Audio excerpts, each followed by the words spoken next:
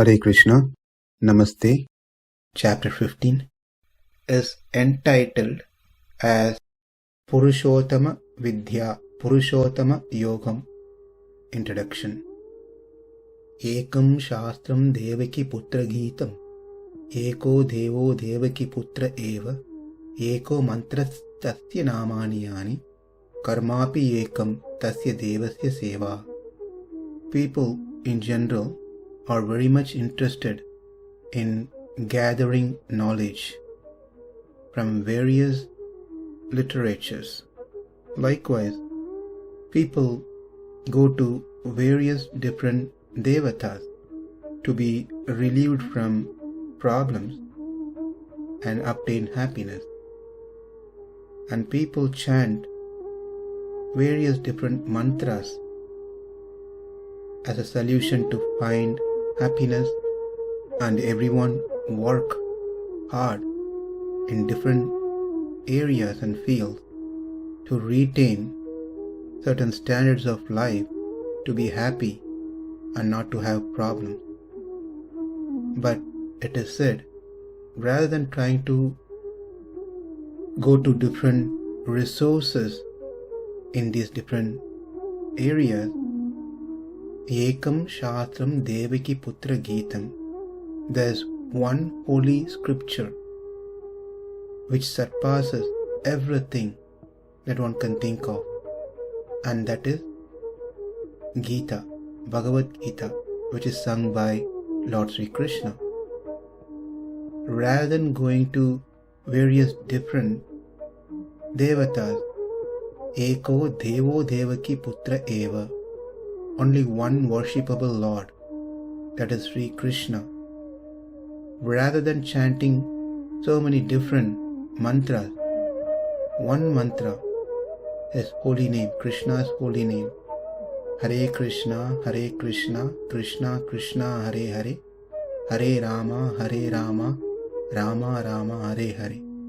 And rather trying to do too many activities that are mostly material, do one, take up one duty, that is Karmapi Ekam Tasya Devasya Seva, a devotional service unto that supreme worshipable Lord Sri Krishna.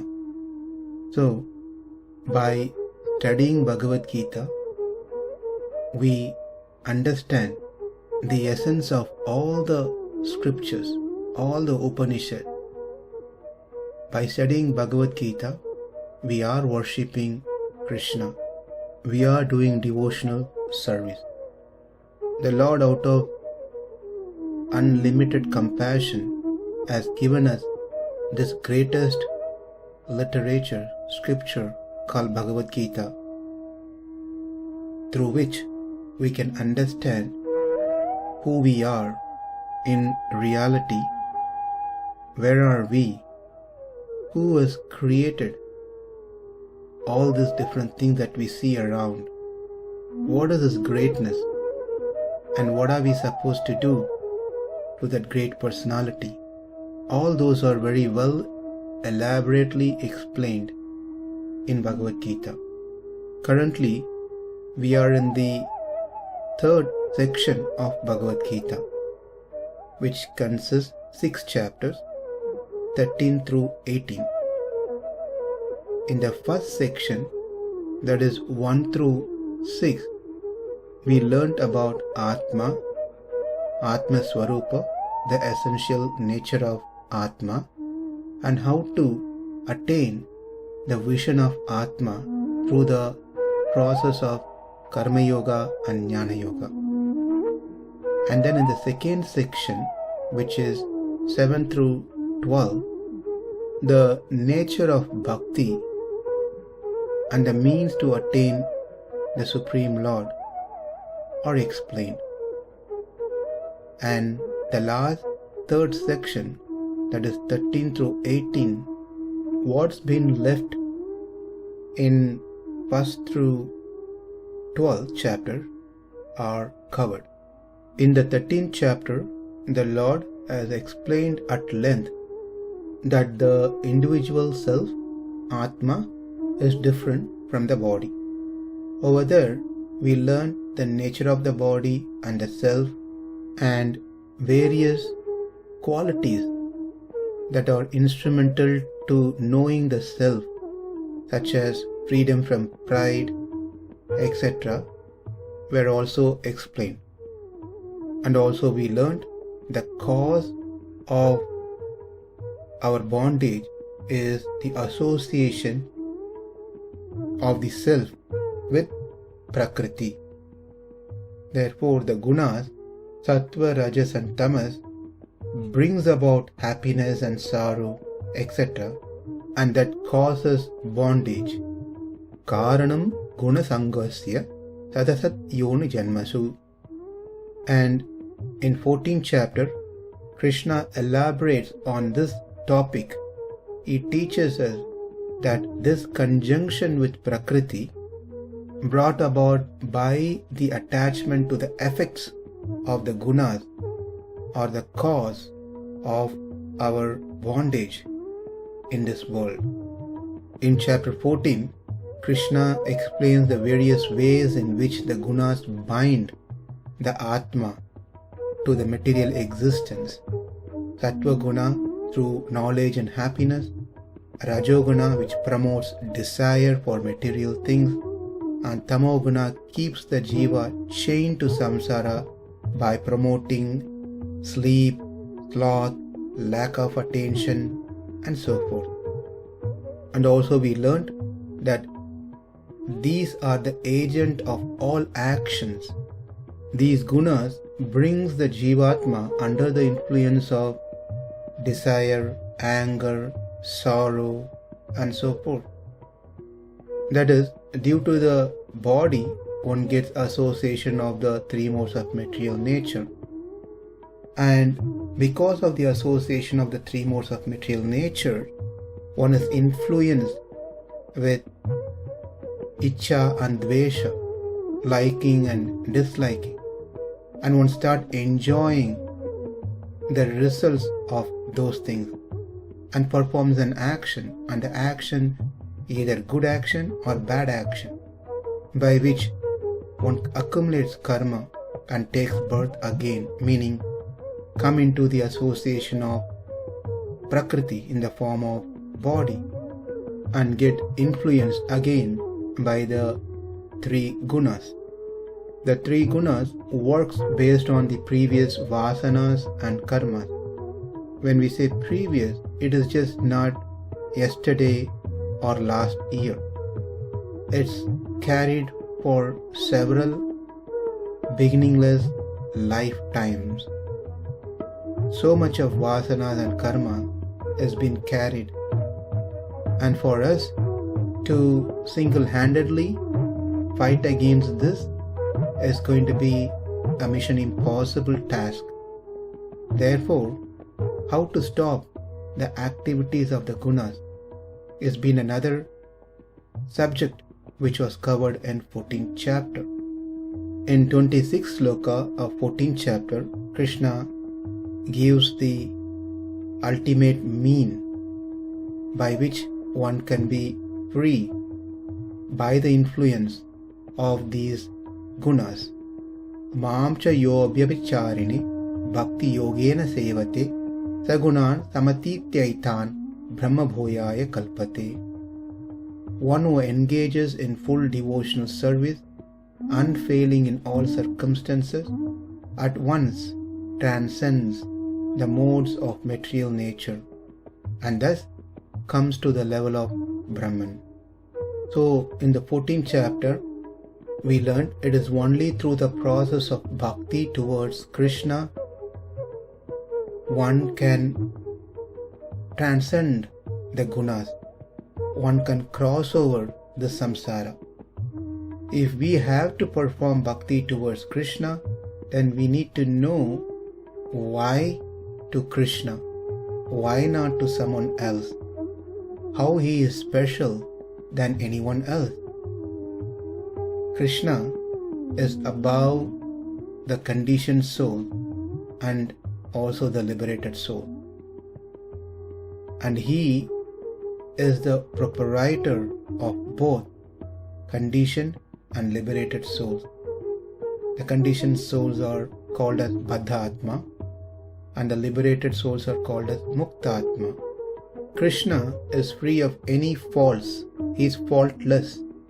He is abode of all divine qualities in full, whereas conditioned souls are full of faults and less of any good qualities, whereas the liberated soul does have good qualities and free of faults, but at one point of time they were also a conditioned soul.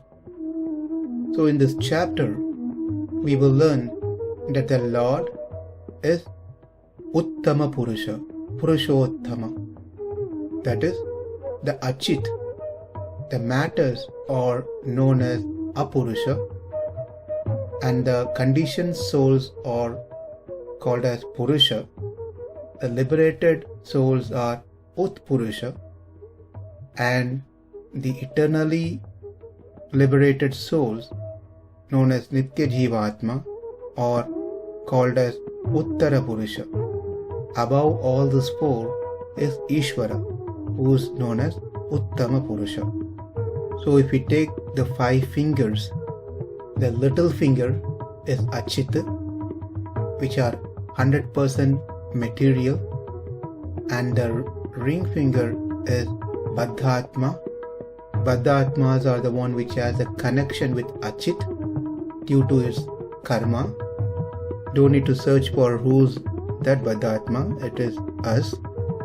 And the middle finger is Mukta Jivatma, which had a connection with Prakriti, Gunas, but then by the process of Bhakti, the Lord has granted these Atma or this Atma a liberation. So that is Mukta Atma.